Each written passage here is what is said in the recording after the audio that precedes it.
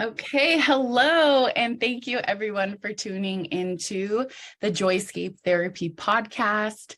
In order to earn a CE, listen here for the code words, then visit our website at www.joyscapetherapy.com/CEUS.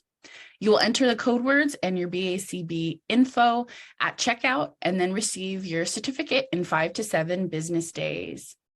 So welcome to our 9th episode, and our topic for today is sleep, featuring our very own Sam Hightower. Today we'll be reviewing a few articles about sleep and behavioral interventions, and the first one is by Woodford, E.C., McLay, Blampede, et al. And that article is titled Less Restrictive Behavioral Interventions for Sleep Problems in Children with Neurodevelopmental Disorders, a Single Case Feasibility Study. And the other article, which we will also be putting in our show notes as well. So the second article is Kuhn, LaBrot, Ford, Roane, and this is titled Promoting Independent Sleep Onset in Young Children, Examination of the Excuse Me drill.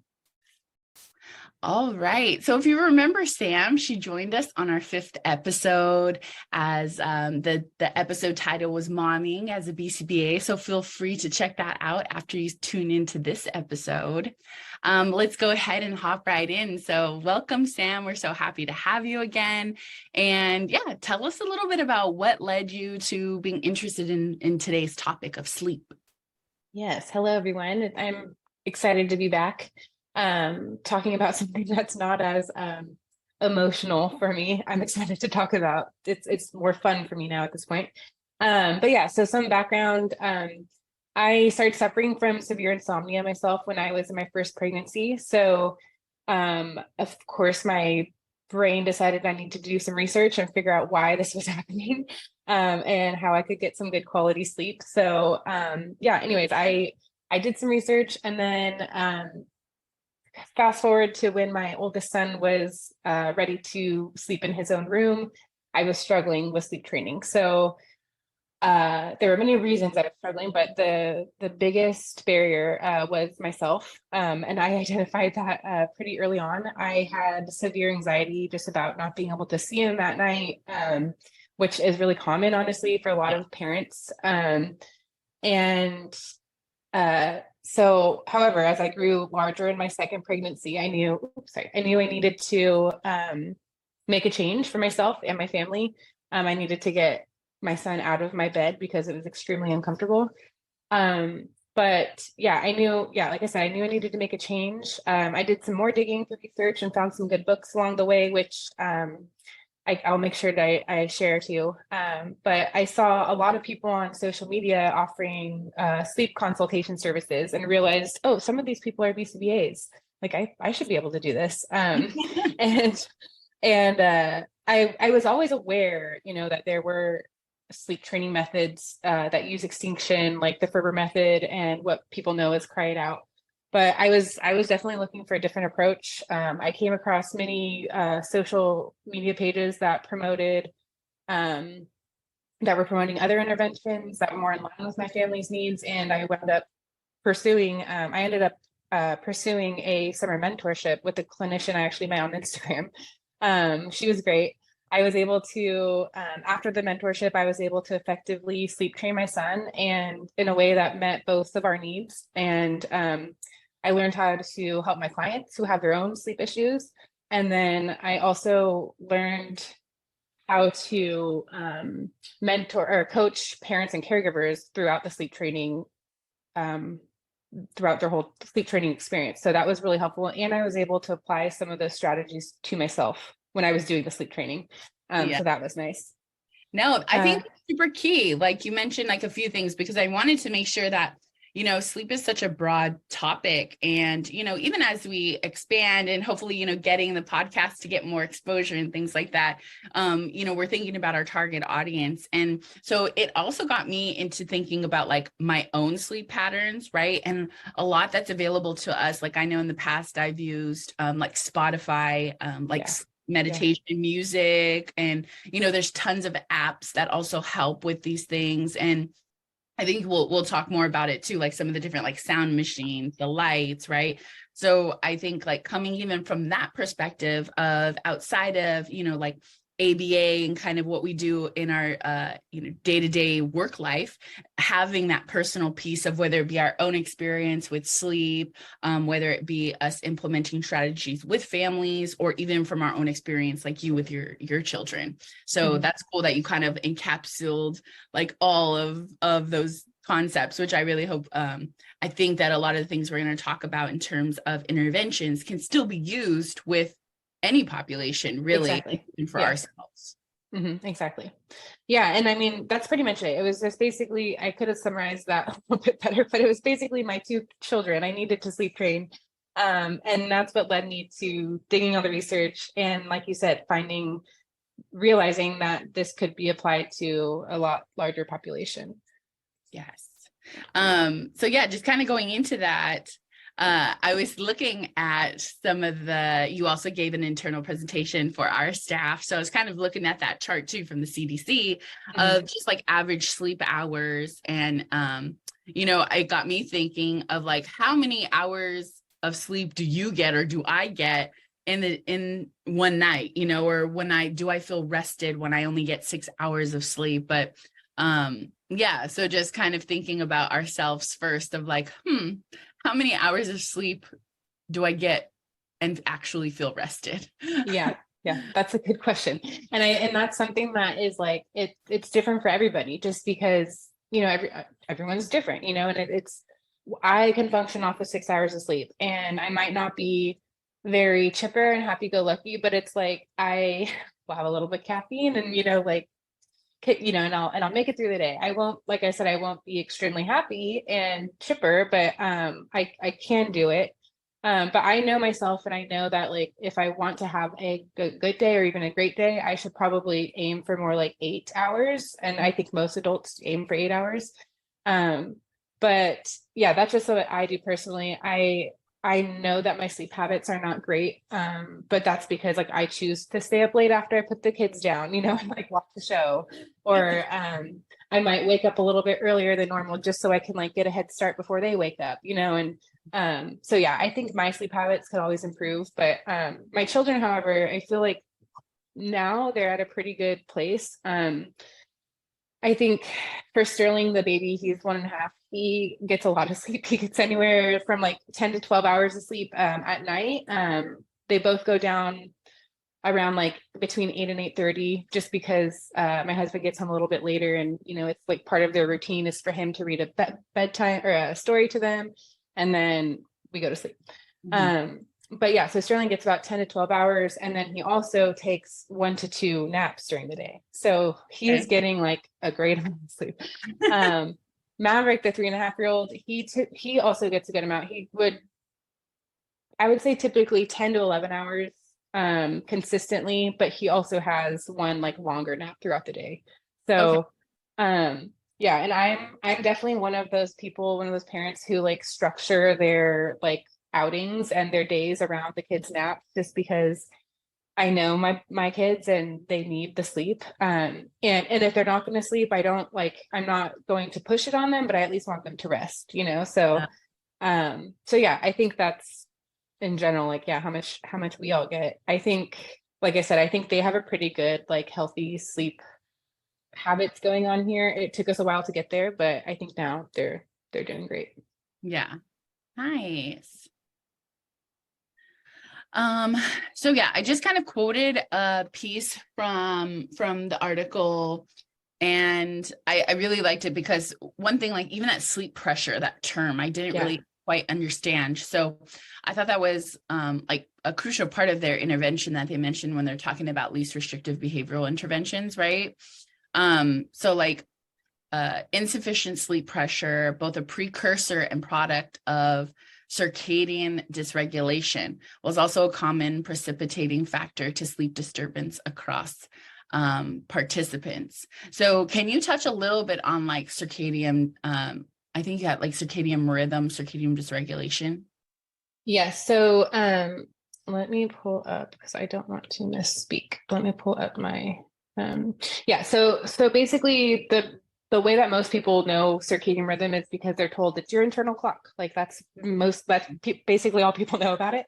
Yeah. But basically it's a natural internal process that regulates cycles of alertness and sleepiness. And so AKA your sleep wake cycle.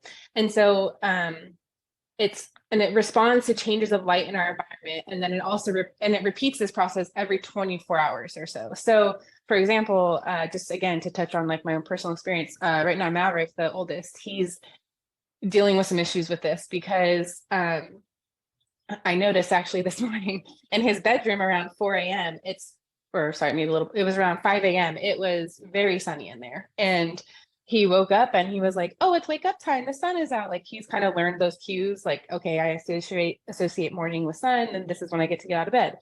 However, it's like very early for Paul to have him up at 5 a.m. So I'm basically noticing that his circadian rhythm is off right now.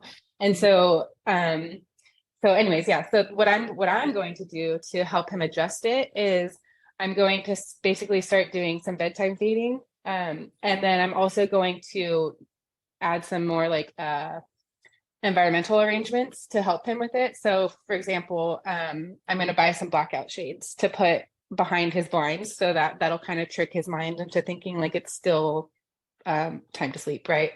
And then but then I will continue as the parent and the person doing the sleep training, I'll continue to wake him up at his normal wake time so that his internal clock doesn't get messed up. Like if he sleeps later, you know what I mean? Yeah. So circadian rhythm is associated with light and our body's kind of response to 100%. Yeah. Yeah. Okay.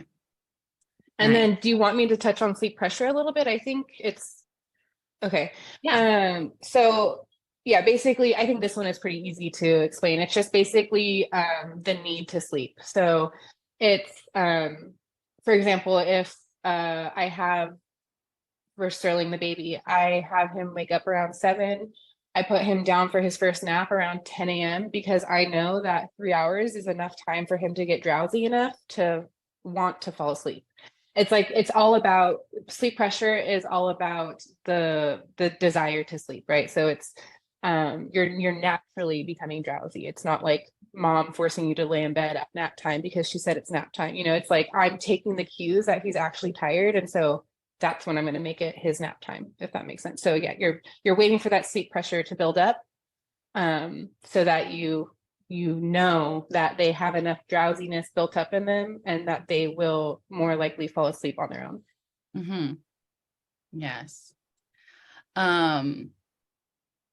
Yeah, and I also had some notes too of like disruptive bedtime behavior results in delayed sleep onset and sleep deprivation for both child and parent. So that's a big thing when we're talking about sleep, especially sleep with young ones, is that it's not just about them, right? It kind of trickles into also affecting the parent's ability to rest and then trickling into the day. Right. Then make, everyone a little bit grumpy, right? We all have like a need to sleep, so when that's disturbed and it's pretty drastic or even across a few days, that can really throw a routine off. So we add in different factors like any diagnoses, right? It's going to kind of magnify the effects of just how we deal with our world, right?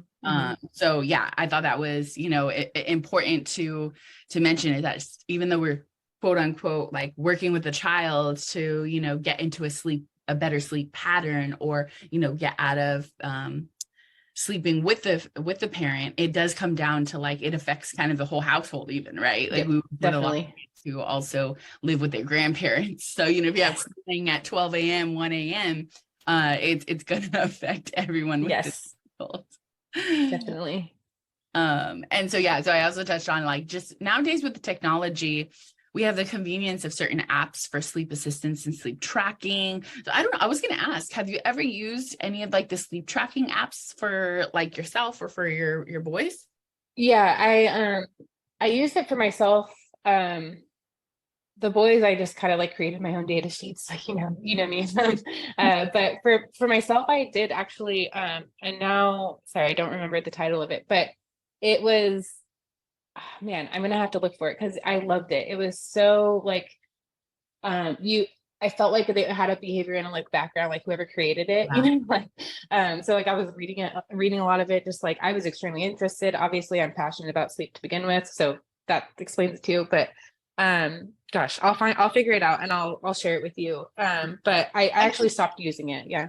Yeah, I just had a friend too. She's a new mom and she posted it on her Oh, cool. Okay. little story. And so I've never used one. So I got to see kind of how like it tracks like I think it said resting sleep or like waking sleep or Oh, something. yeah. Kind of divided, like just because you're sleepy doesn't mean you're getting like probably in that REM sleep. I don't know. But it was really cool. And they also show like the length of time it took for her to fall asleep. Yes. So I was just kind of looking at that. And I think even for me, a lot of the times when I'm not sleeping well, it's stress induced. So I feel like I have to remember to actively kind of put into place, like if I know I'm going to have an upcoming stressful week, I start to play my my Spotify playlist, or I start to even if it would be like I would love to check this app and see how that works for me and like see what my sleep cycle is, but just like implementing those interventions for our day-to-day I think could be really helpful because we have it's a luxury to have the technology. Sometimes a pro and con, right? Because they also talk about device time or device use going to sleep, but yeah, something to kind of think about and something I'll personally do more research on because I want to check it out and see how these sleep tracking apps are. Yeah, I know I use this isn't the one I was referring to, but I have used Calm before. I think you mentioned that. And then I also have a sound machine in my room that it's by Hatch, I believe is the maker, and it has like meditations in it. Like, so I basically can set it on my phone and I touch the light turns on and it will either it'll either have like a recorded meditation for me to listen to, or I could just like pick any different relaxing sounds to listen to. You can change the color of the lights, which is like really important. Yeah, I love it. I recommend that light honestly to everyone, for babies and adults, or kids and adults, because yeah, there's like such a wide range of uses for it. But yeah, I think if you are someone that is like that, apps are useful for you, because I mean I use apps for all sorts of things, like task lists and stuff like that, but yeah, I think it's really cool to see your sleep habits, and like it's also really cool if you have like anything that has like a bracelet or like like your Apple Watch, you can like wear it and it can track your sleep there.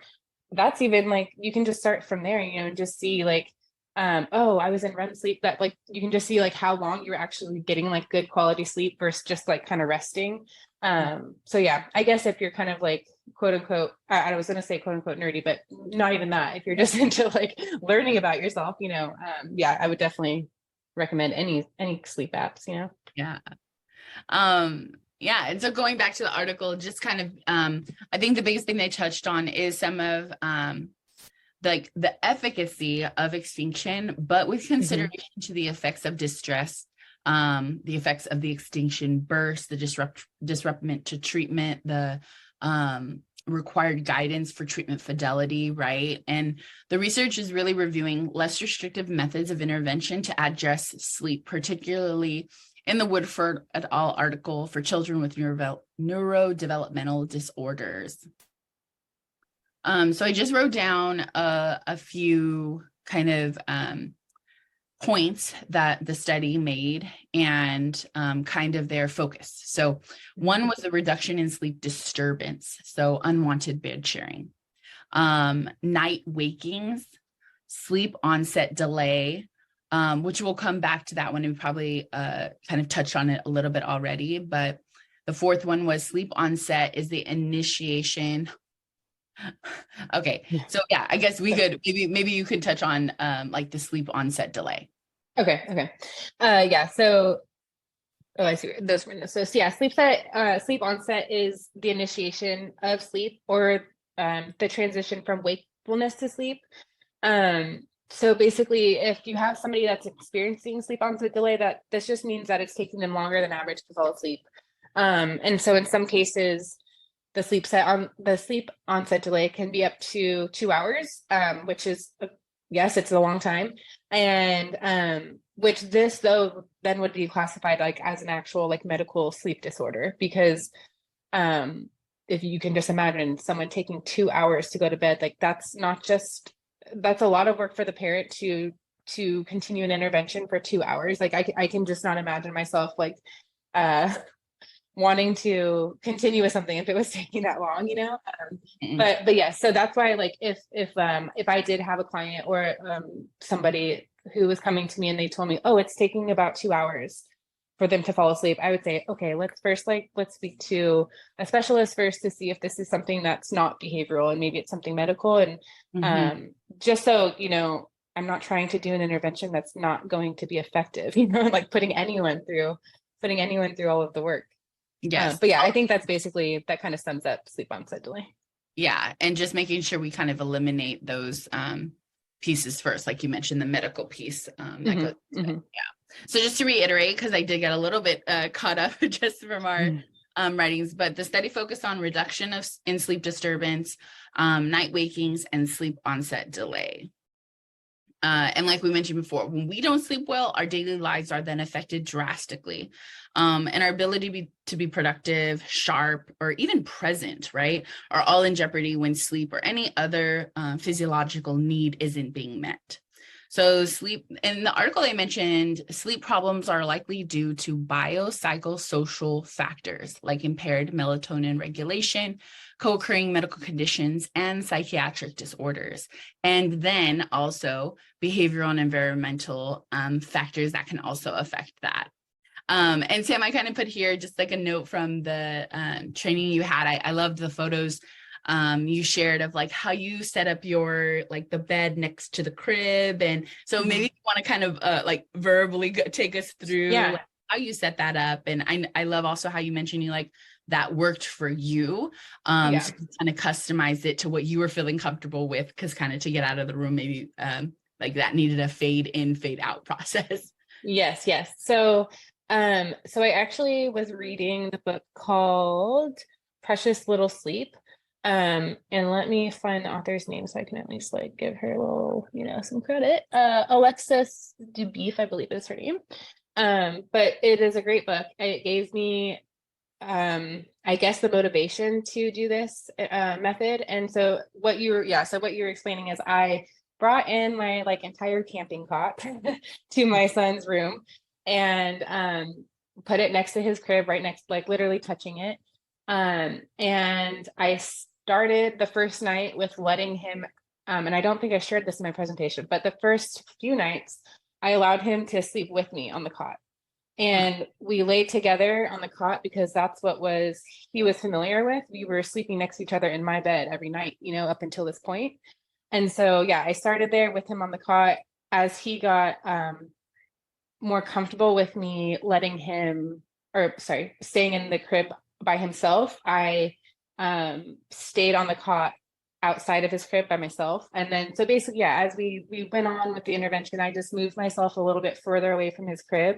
But still giving him was directly next to the crib. So you were almost like the crib was actually touching the crib. Yes. So if he put his hand out through the, you know, little crib wall, he could touch me. He could touch you. Yeah. So just kind of give a little more visual of like how close you actually were, like it was touching the crib and you slowly increase proximity. Is that correct? Yes, exactly. And and the reason, so this was already an adaptation of a modification, I guess, of the intervention, because you're supposed to, it's recommended, excuse me, to sit in a chair in the middle of the room, or just somewhere in the room, you know, away from the child. And you're not supposed to give like a ton of attention if they want it. But I just, you know, like I said earlier, I had super bad anxiety. Like I just, you know, I'm a softie. And so, I was laying next to him. I was holding his hand when he needed it. I was singing lullabies to him. I was doing everything normal that I would be doing if he was in my bed. The only difference was that I was trying to basically coach him to stay in his crib. That's kind of what it was. You know, I was just giving a ton of positive reinforcement, like, hey buddy, you're doing a great job. Like, oh, I'm so proud of you. Just, I don't know if it was how effective that was, but I think just hearing my voice was soothing enough for him, that like that was enough to make him feel safe. But yeah, I think if I would have done the suggested method that, most methods, he would have had a harder time. It would have been a lot more stressful for both of us. I Yeah. probably would have pulled out. I probably would have gave up because it would have been too hard for both of us. But so yeah, so I guess I think it's very important to explain that when you're working with the parents that like, hey, this is just my suggestion. If this is like way too fast for you, like let me know, because like I guess I would have the personal experience to share with them, but even if you don't, like it's not easy. It's not easy to do anything if you're tired, like you've already mentioned. So it's like you just got to take everyone's like mental health into account when you're making these interventions. And if the parent is as attached to their child as I was, then suggest laying down next to them in the crib, like Yeah. I'll share one more thing. It's a little embarrassing, but before I brought the cot in, I crawled into the crib with him. All six. I'm sure you're not the first. Go ahead, say that part. I was just gonna say all 6 foot of me Yes. laying in the crib next to him. Yeah. Yes. And I was just thinking like, oh man, like I need, like, then I was like, okay, I know I have a camping cot like tomorrow night. I don't want to give up, but I want to be comfortable, so that's when I brought in the cot. And yeah, I think it was just like little modifications like that, just like paying attention to what you need and what your child needs, or the client, whoever you're serving, just like that needs to be the priority. Like make them, because this is where they sleep, this is where they should feel the safest. They're sleeping in this spot, so I think that's one of the most important things is it's okay to make modifications to the intervention. We do that all the time with other behaviors. It shouldn't be different with sleep. Yeah. And also just to touch on too, like I think least restrictive methods are super like they're giving us another perspective, right? To really look at, although we might have been doing, more intrusive methods or more restrictive methods like the crying out method or others, like that doesn't necessarily mean they're bad, right? I think it just comes down to what you feel comfortable with. And even I could see a situation of a parent being like, okay, I'm ready, I could do it. And then you get into it and you're going through the extinction burst and you're like, I can't do it, and that's okay too. I think that important to mention trial and error is what it is sometimes, and like you said, you hopped in the crib and you realized like, okay, this is comfortable for me. The chair, is maybe not comfortable for me either, but then like finding that in between and navigating. And that's what I do love about, I think I could say like our field, but I think for me being just kind of more of an analytical thinker, I'm always kind of looking like, oh, that solution doesn't fit. So how can I find one that, like, how do I navigate this situation? Like, I always love to be able to see things maybe out of the box a little bit more. And I think that whether you have that type of thinking process or not, it's okay to also say like, hey, this isn't working, So I think that you shared that. I did want to mention too, because I think it's really important that you said this, that like Ferber method and cried out, they're not bad. And I don't want, and like, that was important for me to say this today, is because I guess in some people's opinions, they are viewed as bad because you're causing a lot of distress on parents and the children.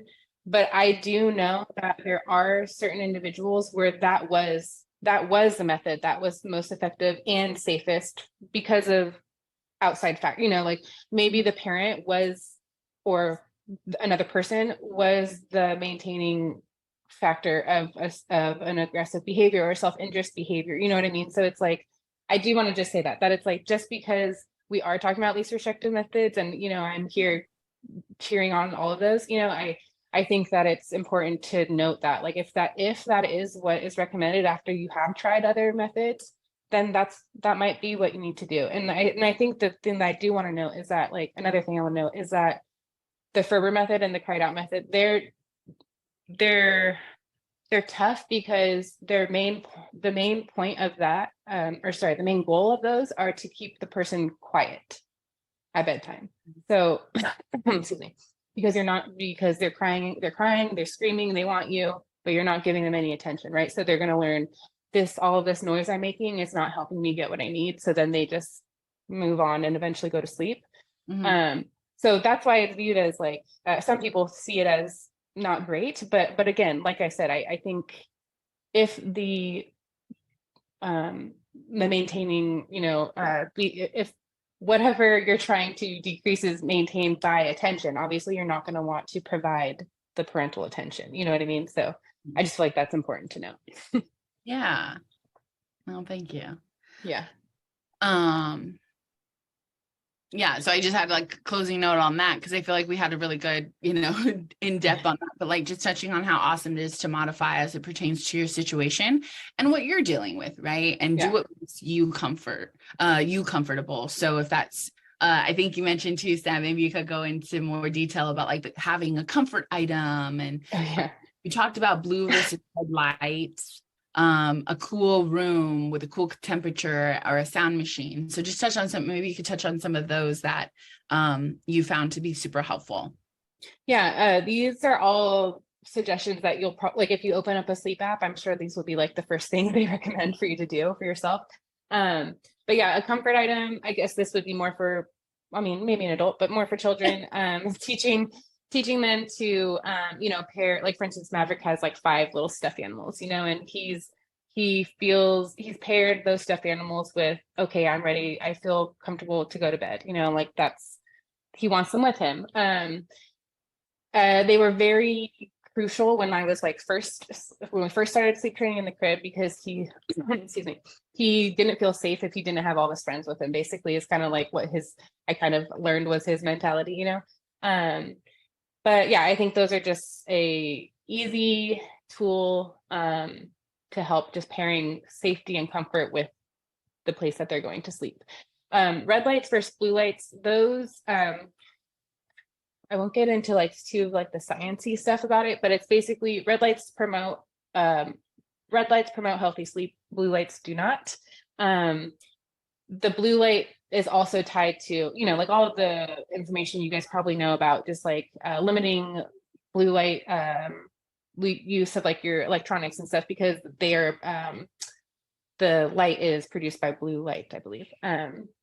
Let's see, the cool room and so yeah, you want to have a cool room just because that helps your body temp adjust, and you have to get your body temperature up to a certain level to restfully sleep, basically. And then again, the sound machine, the only thing I like to touch on here is I always like to suggest to use one. That's first, is always like I suggest to always use one. But the important thing is to make sure that it stays on all night. There's some clocks that have like really cool features where you can like time it and stuff, which is needed sometimes. But yeah, because if you think about it, if a child wakes up and it sounds different, it looks different, they're just going to be kind of confused and maybe thrown off. And and then on the opposite side, if you have the sound machine going the entire night and they have a night waking, they might just think, their body might just wake up really quick, realize, oh, I'm still supposed to be sleeping. I'm in my bed. The sound's still on. Like, okay, that's my cue to go back to sleep. So that's just something I like to mention. To make the light or the sound machines more effective. Yeah, thank you. And so just some insight, because I have one of my very best friend just had a baby congratulations, Tuesday. Friend. So, oh my gosh. Yeah, this has also gotten me to really thinking too about how to like support her, check in. Yeah. Yeah. But so yeah, just kind of some insight from me when I was reading the article is like, if you're a new mother in postpartum and you have a newborn baby, and it's like the ultimate combination for sleep deprivation. And I know we know this already. So we discussed this previously in our internal CE, that our certification can be utilized for jobs outside of like a program director, right? And in working with children with autism. And when we broaden that perspective, we see how our day-to-day behavioral interventions can really impact daily life. So like you mentioned, some of the like kind of classes for new mothers or mothers with newborns in general are kind of being ran. I think I had another friend who took one on like online in a group of like, I don't know, I think she said it was definitely over 20 different mothers and actually parents that were listening to. I don't know if she was a BCBA, but my friend thought that she was. But it's just interesting too to see like where our career can take us, because something as common as sleep, for me, I don't always go to, oh, BCBA, right? Oftentimes you think about like the autism population, you're like, oh, BCBA, right?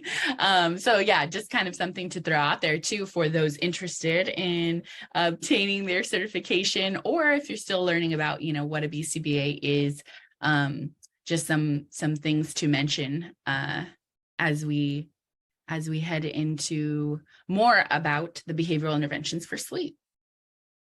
So one thing I read was that typical solutions are melatonin and modification to the sleep melatonin, so period, using melatonin, and modifications to the sleep environment, preparation for bed routine, sleep onset, and contingencies. So I also kind of put in parentheses the excuse me drill, but I know, like, even for me, I've definitely taken melatonin and it helps, but sometimes I also feel like I'm not well rested, like, and I did get the 8 hours that's recommended on there, you know, so I know it's always kind of a default to like check in with your doctor before, you know, taking even any over the counter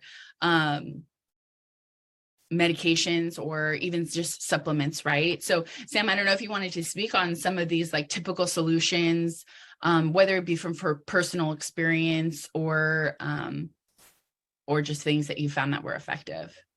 Yeah, I personally have never dove into like, I've never suggested or recommended my clients to increase their like melatonin intake, just because I would never feel comfortable like telling them to do that since I'm not a doctor. I have though suggested like, hey, have you ever got their melatonin levels tested, you know, or checked, just to see if like that's something that they've even thought of, or if maybe their doctor has mentioned it, you know, from previous conversations, because usually sleep issues are not like a sudden thing, you know, they usually are like a long lasting thing. Anyway, so I think, like you said, anything to do with melatonin, I would ask them to speak to their pediatricians first. I can speak on, yeah, so modifications for sleeping environment. I think we just touched on all that. Really is like, you know, just all of the arrangements, all of the comfort items, the cool room or the cool temperature, the sound machines. And then for the bedtime routines, I did touch a little bit on this in the presentation. But so, and I guess I'll explain a little bit more for our audience, because I know our staff are all BCBA, so we're all very familiar with these positive routines that but so basically it's a positive routine is just a set routine usually created by the adult, and most oftentimes it'll have like pictures that represent whatever activity that they're going to be doing. So for example, take a bath, read a book, put lotion on, jammies, you know, any of the above. But these are really effective tools just because they decrease stress for the caregivers, because they know kind of, okay, this is what I need to do next when there's so much going on in their world. And then also it decreases stress for clients because they know what to expect. It's the same routine every night. It should be. And it's all things that they hopefully enjoy, you know, because it's thing like they get a story read to them. They get to take a nice bath, you know, they get to get a little body massage if you put lotion on them, you know. So yeah, I think that's a very important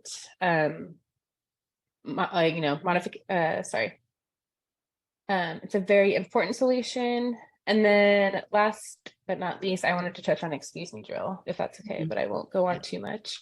So the excuse me drill is what I still use to this day, with more so with my older kid. But this is kind of like something that I might not recommend this for one of my clients who it's not appropriate for everyone, I guess, is the way to state that. And so It's better for kids or children close to ages between 2 and 6. Sorry, I'm like stumbling. And also better for children who have already transitioned out of their crib or are in the process of transitioning. So let me just kind of explain. It effectively decreases co-sleeping over time. It increases independent sleep onset. It's often coupled with bedtime fading. And then, like I mentioned, it's with positive routines. This is also less stressful on clients and caregivers and children. And it's also widely accepted by caregivers because it's like we're talking, the whole point of this, it's a least restrictive method of extinction, but using extinction. So let's see, I'll give a quick little synopsis of like how it goes. But so essentially what the parent or caregiver is doing when they use the excuse me drill is they lay down next to the child for about 5 to 10 minutes. And then you tell your child, okay, I need to take a break. Or I usually say, okay, mommy needs to go potty, I'll be right back. Mommy needs to do something, I'll be right back. And then I give the kids a kiss and I leave the room. And then the most important part about this is the most important part is after you leave, you have to make sure you come back to let them know that like you're still there. Hey, I'm still here. Sometimes they're sleeping. And so, that's what you want. So you're like, yes, okay. But then you just have to remember, then if they do come back and they're awake, that's when you would just give them a quick little, you're doing great.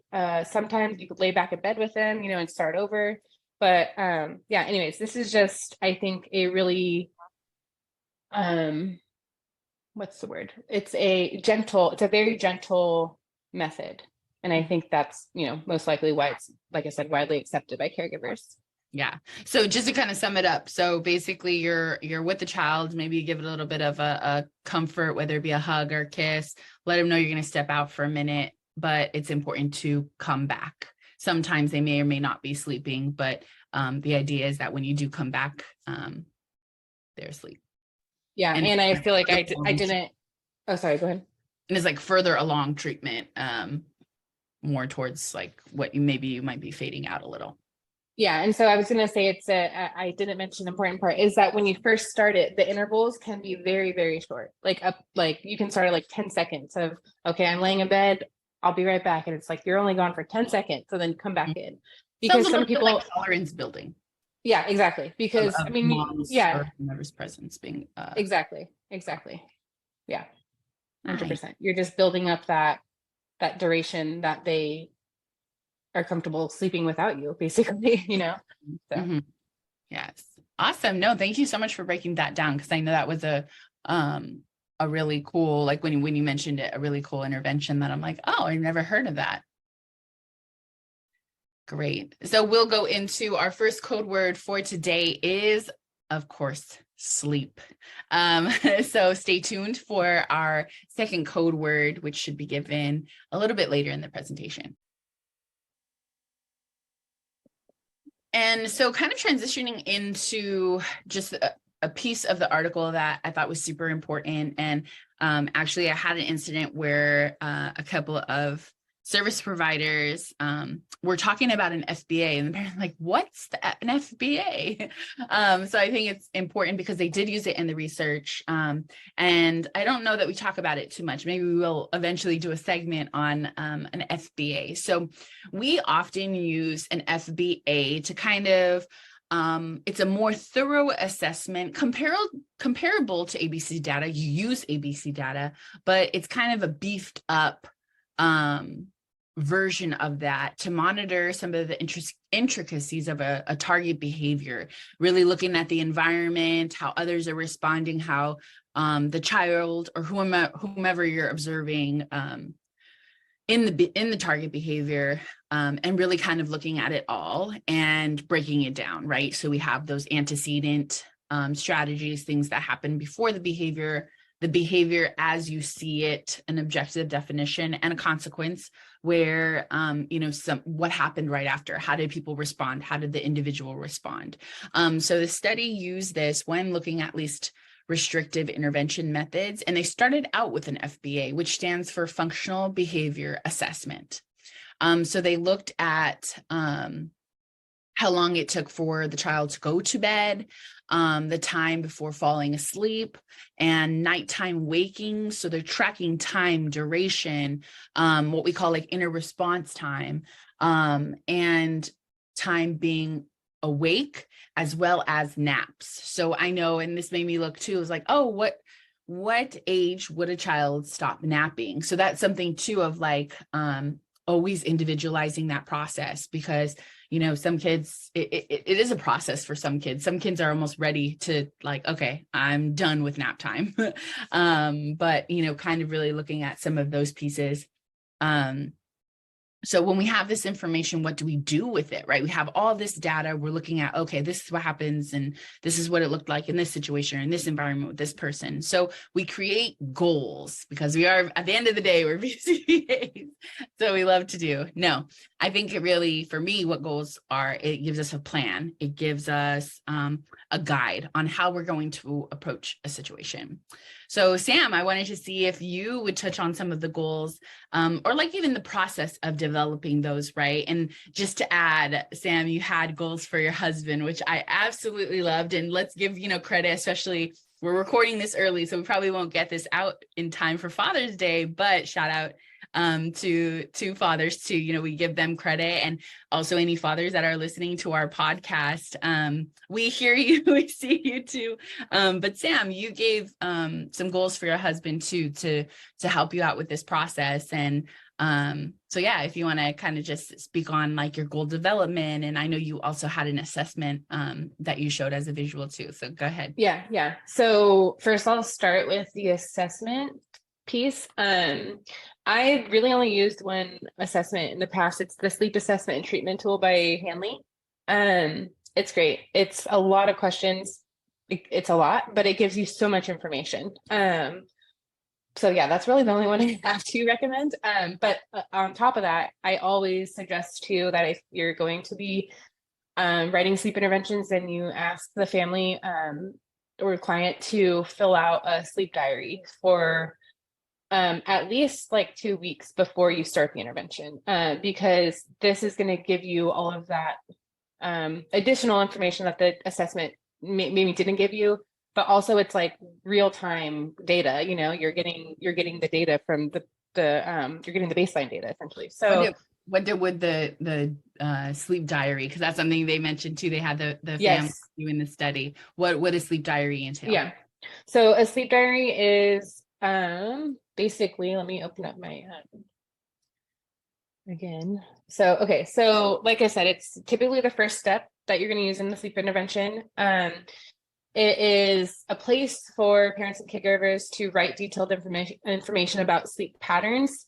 For example, how long the child sleeps each night, what events occurred prior to bedtime. So, and then also what's happening maybe right after like a night wakening, for example. So basically you're getting ABC data on all of their sleep behavior.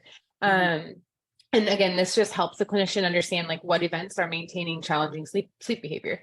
And then one thing that I like to, I don't want to say this is common sense, but just keep the diaries as simple as possible.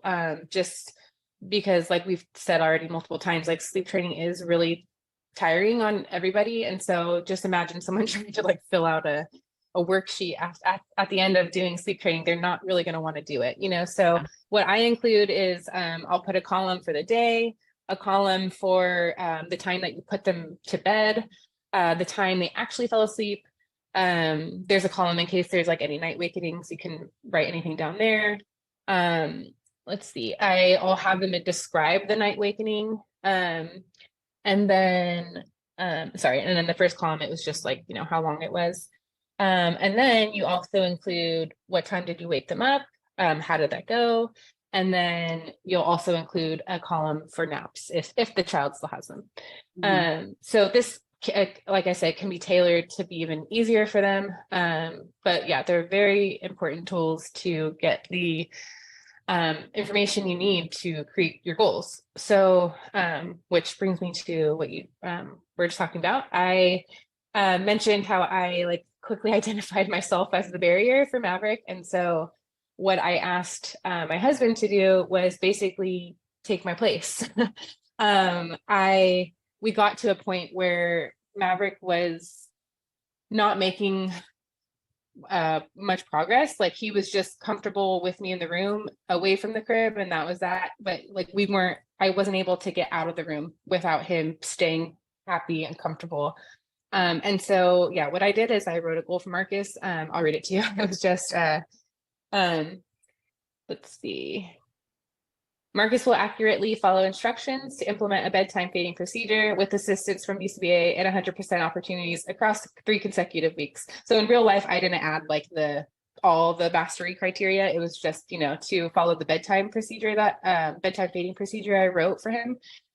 He did it flawlessly. It was, I was there to support him, like I wrote in the goal. But yeah, it was really, it was a kind of a turning point for us, because I was able to identify that I was maintaining his night wakenings, like he was just staying awake because Maverick was just staying awake because he knew that I would sing him one more lullaby, and it's not that Marcus wasn't reinforcing to Maverick, because that's definitely not the case. Both of my kids are absolutely obsessed with him. But it was just the fact that I think it had a lot to do with the fact that Marcus never paired lullabies with comfort, and he basically wasn't having to put any of his own behaviors on it. He wasn't having to stop any of his own routines with Maverick because Maverick wasn't used to it. I don't know if that makes sense, but yeah, I think that was a good goal to have in place for him.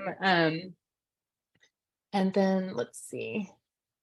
I'm trying to think if this wasn't a real example, but I also, in my presentation, I gave the example of Marcus will implement a consistent nap time and bedtime routine before placing Sterling in his crib for sleep in 100% of opportunities across 3 weeks in the home setting.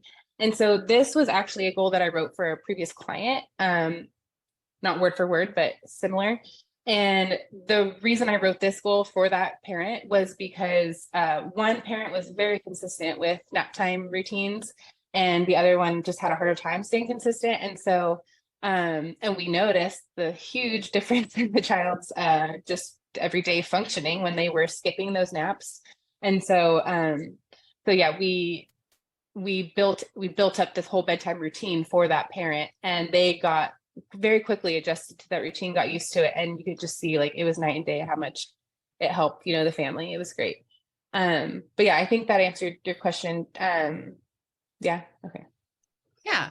And so let's talk about like how long this entire process might take. So it's kind of in general, right? Like, yeah.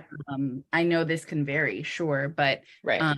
Maybe to just prepare parents if they are kind of looking to start this process, or even fellow clinicians that might be looking to get this going. Like, what is the general time frame? Yeah, I would say, I mean, you hit nail on the head right there. It's going to vary, like first, but I would say typically like 6 months is what I would say, like the average, I guess, duration of like a whole sleep training, intervention would be, just because, and maybe even longer, because it depends on how slow you have to start out.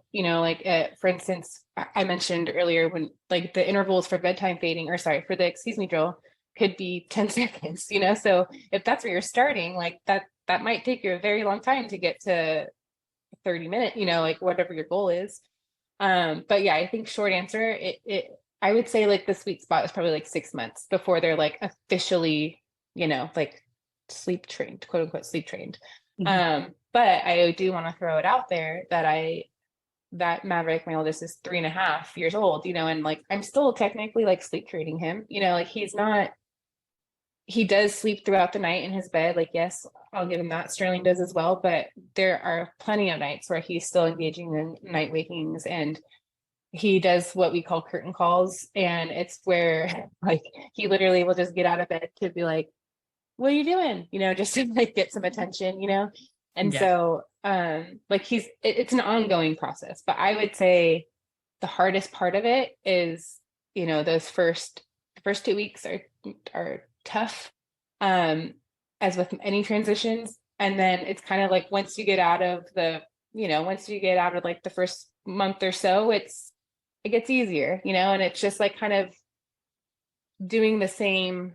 Maybe you're in an interval for a longer time, but it's going well, because it's like you get to stand there for maybe 10 minutes at this point, and the child is very happy and content. And it's just really like those transitions to like the longer durations that's where it gets intense, and where like I feel like as a BCBA or as a clinician, like that's where it's really important to pay attention to the parents and caregivers here. Like, okay, like I see, look, I'm looking at the data and he's had like 10 nights in his bed, or I'm looking at the sleep diet, or, whatever it is.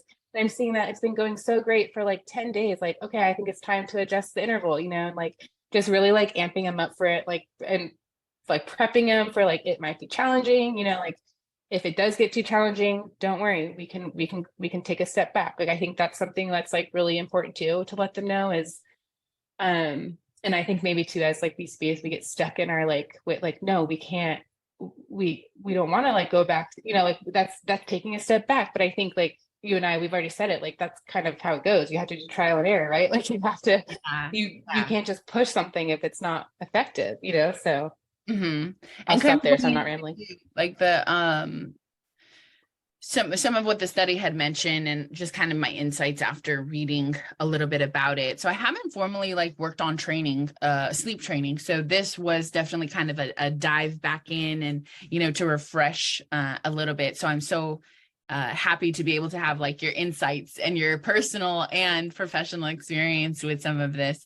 But for me, what I think it put a lot of emphasis on, just because something is effective, such as, but also other least restrictive methods, but even more intrusive methods or more restrictive methods, that just because something is effective doesn't necessarily mean it's user friendly.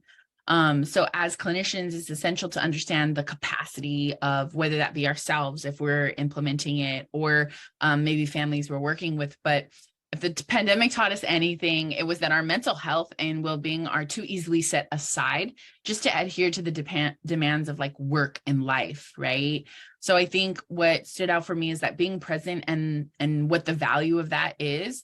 And so knowing how does this relate to sleep interventions, for me, it was that least restrictive interventions allows for better adherence to the plan, right? I know we mentioned before, I made a joke about us being BCBAs and having goals and plans. Yes, but really it's a guide. It's a roadmap to get to what hopefully your BCBA, and whether if it's our own self-management, creating goals for ourselves, like if we're creating a goal, it should be based off of the motivation of the individual, right? So the idea of me having a plan for myself would be that I am motivated to get from point A to point B. And it doesn't always look like a straight line. So I know for me, right, like more restrictive methods will require more guidance, more supervision for treatment fidelity, and also for modifications that are needed. So, we talk about like, I don't have a 9-to-5, but if we had a 9-to-5, right, we should be, even, I love the idea of the sleep diaries, because we can't always be present at 8 p.m., 9 p.m., and even sometimes 10 p.m., right? I mean, sure, we might be able to, do an observation and assist for a few, but that's not something that's a long-term solution. So the thing about sleep is it's part of our daily, right? So the treatment integrity of the family is essential, right? And really having them into that piece. So kind of even just looking at the study that was mentioned. So they investigated the effectiveness of least restrictive alternatives to extinction. Again, it was shown extinction was effective, but there were other effects that we wanted to look at. And I know they mentioned in there briefly, like the attachment theory, right? And the distress for families. So just some things to consider that we've already touched on. And maintenance of treatment effectiveness, such as the guidance to, and, being able to modify where it's needed, assist the family when they need in making those modifications, and sleep in relation to daytime behavior improvement. If we don't get enough sleep, it's unlikely that our day today is going to run as smoothly as if we got more or sufficient amount of sleep.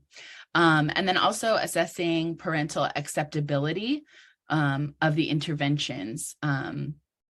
So their sleep measure included sleep diaries, video. They measured baseline at 7, 14, 21 days. So that's why I asked too, because, you know, it can vary. So they were kind of in baseline checking in on those times because it is a process, you know, so it makes sense that 6 months would, you know, kind of be the rough measure. And again, you know, give or take a few. And interventions included elimination of daytime naps, faded bedtime procedure, and like you mentioned before, systematic fading of parental presence, and disappearing chair. Oh yeah. I know you had mentioned these. These are really cool. So I think they're kind of appealing, and I can imagine what they might be. But if you want to break down, they have these terms of disappearing chair and sleep lady shuffle. Yes. So that's essentially what, hold on, when I was talking about my whole cot thing, when I put the cot next to the crib, that's what I was modifying it from. So I don't think Dissappearing Cot. Yes, exactly. I created a new thing. Yeah, so that's essentially what I was doing. There's just like different names for it. And I think I want to say the Sleep Lady Shuffle one is what they refer to it at. Oh my gosh, I might be so wrong. I don't want to say this, but I was going to say maybe I want to say that's what they call it in like Australia, and because I'm in like Facebook groups and stuff, and I've like seen it referred to it as, and I was like, what is the Sleep Lady Shuffle? Like, Yeah, like, I can imagine it too, like, you know, just kind of trying to sneak out, yes, like, yes, without oh making gosh, yeah. too much noise, kind of that tiptoe method. Yes. Nice. So yeah, just to kind of touch on some of the results, was that 4 out of 7 participants had an immediate reduction in sleep disruption. And I thought these numbers were great. I know it's sometimes hard verbally to just like hear us over a recording, but the baseline was ranging from 36 to 102 minutes. And the improvements among the participants were from 8 to 40 minutes in autistic children. And the baseline ranging from 36 to 160 minutes was then put down to 22 to 37 minutes for rare genetic neurodevelopmental disorder in children. So yeah, this study kind of looked at 2 different populations, but just kind of looking at some of the effective strategies were that sleep and wake rescheduling strategies, sleep hygiene modification, visual supports. Sam, you had some great visual supports, and I think you touched on them, like kind of the nighttime routine things, right? Yeah, yeah, exactly. Checklist, a visual for the parent as well as the child, and rewards. And they also looked at some sleep interfering behaviors of device use and attention-seeking behaviors. But yeah, Sam, I would love to get just kind of go into some of the supports that you recommended also in your presentation for parents. But before we get into that, let's talk about the second code word, which is pressure. So the code words today are sleep pressure. But yeah, Sam, so if you want to kind of, as we wind up a little bit, talk about some of the supports for parents out there through this process. Of course, we want to make sure to be a resource to parents when we're implementing sleep training, but you know, what are some other ideas that parents can outreach? I know you had some really great book recommendations as well. Yeah, so I'll start with the books. I mean, for those who like to read and, you know, figure out why things are happening. The first book I started with was called Why We Sleep, Unlocking the Power of Sleep and Dreams by Matthew Walker, PhD. It was really interesting. It just teaches you a lot in general about sleep. It's very informative. The second book I read was the one I mentioned already, Precious Little Sleep by, let's see if I can say it right, Alexis DeBeef. And yeah, this was the one that was very helpful because and it even says it in the title, it's for modern parents. And I feel like it already has a lot of, she gives so many great ideas of how to modify certain techniques to make it more gentle. So that's what when I was reading it, I read her the Sleep Lady Shuffle or whatever she calls it in this book. And I was like, you know what, that sounds like something that I can do. Like that means that I can sleep next to, I can continue to sleep with him, you know, and then slowly, you know, like rip the Band-Aid off. The last book that I have to that I wanted to tell you about is called Sleep Better. It's just a guide to improving sleep for children with special needs. This one's by Mark Durand. So yeah, that one was great. Very, very helpful. And then also I have, I mean, I kind of already mentioned this before, but there are like Facebook groups out there. There's people, I guess, just knowledgeable people on Instagram and things like that that can offer support. You know, and then also there are some actual websites. Like Gerber has a nice website. I believe it's gerber.com/thedreamfeed. This just gives you lots of helpful information again about healthy sleep habits. I want to say this one is more targeted towards infants and babies, but it still has a lot of good information. And then there's also the Pediatric Sleep Council. Let's see, I think it is babysleep.com. But yeah, this also just has lots of good information and advice, more research that you can read about. This is just a really good, it's kind of like a Google, but for sleep, you know, I think it's kind of how I would refer to it as. Yeah. Yeah, that's really it. There's a lot of, I mean, there's a lot of good resources that you can just easily find online, you know, but I do think joining Facebook groups is a helpful thing, especially if you're like me and like I just also need the like friendship and like just the support, you know, like yeah, it's yeah, it's more, yeah, community, thank you. It's more than just like I need help with this issue. Like it's a lot of like moms or parents, sorry, I need to stop saying moms, fathers and moms. Maybe saying like oh my gosh, is this the 18-month sleep regression? Please tell me it isn't, you know, and then just like venting about it. And everyone's like there to support that person, you know, like you got this, you know, like it's good. It's going to be better in 3 days. We know it, you know, just I think like things like that are important to recommend to I mean, to whoever we're working with too, for the parents, especially just because you might, I mean, especially as your BCBAs, you don't know if we're a BCBA working with a parent, we don't know too much about their daily life, right? Like they typically won't share to us. I can't really imagine myself sharing with like, I don't know, if I had a BCBA in my life, like that I was lonely all the time, you know, like I can't really like, you know, or something like that, or like that I wasn't like, I can't picture myself getting too personal, I guess is what I should say. And so I think these are just things, good tools to just offer to the parents from the get-go at the start of the intervention. Like, hey, I know I'm here for you. I'm here to literally coach you through this, but also here's all these cool source resources if you want them, you know? Yeah. Great. Thank you so much, Sam. You're such a wealth of information, particularly on this topic. And I really appreciate you coming on for our 9th episode. Yes. Exciting. About sleep. But yeah, I don't know if there was anything else you wanted to add.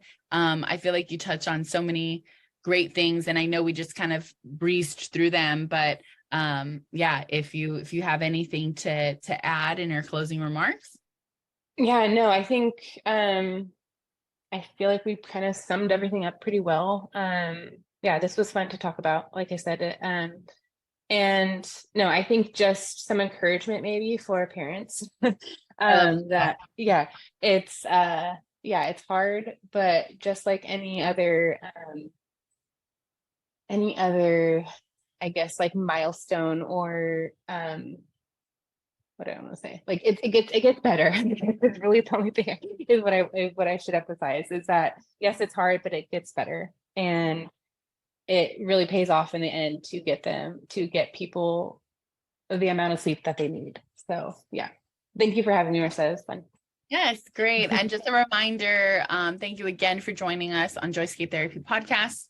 If you would like to earn a CE, listen in go ahead and go to www.joyscapetherapy.com/CEUS, enter the code words and your BACB info at checkout, and you can receive your certificate in 5 to 7 business days.